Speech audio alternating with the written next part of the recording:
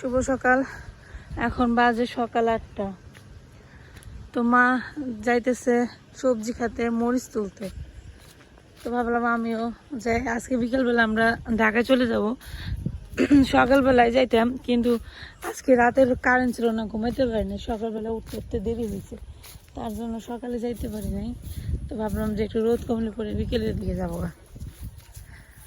তো দেখেন এই যে বড় মা এখানে ঘষি, এই যে গোবর দিয়ে এই যে ঘষি বানায়, এই ঘষি শুকাই দিছে। এত কম করে একদিন কি সুন্দর সাজে সাজে শুকে দিয়ে রাখছে সিরিয়াল মনে করো। সাধু এত কাম করো কার নিকে তুমি? এত টাকা পয়সা দিয়ে কি করবা? বাবা রে, সাধুর কথা রে, পুলার বনে খায় সাধু। তোমার এত বুদ্ধি কেমনে গো? তুই লাইনে হারার নেই অমনি চাইব।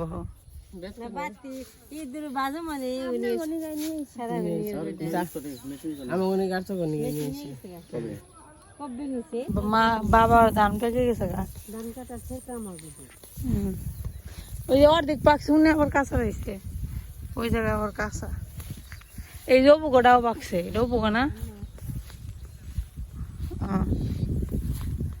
এই ধীরে কাটা চলবো, পেকে গেছে।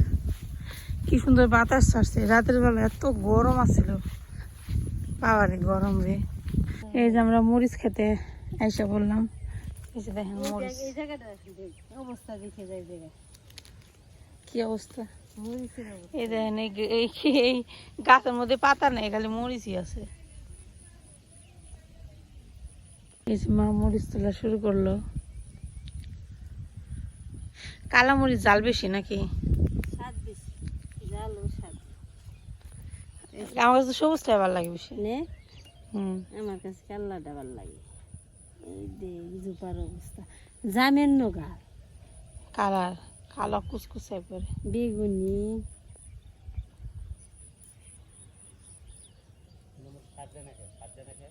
কি যে সাজে না তো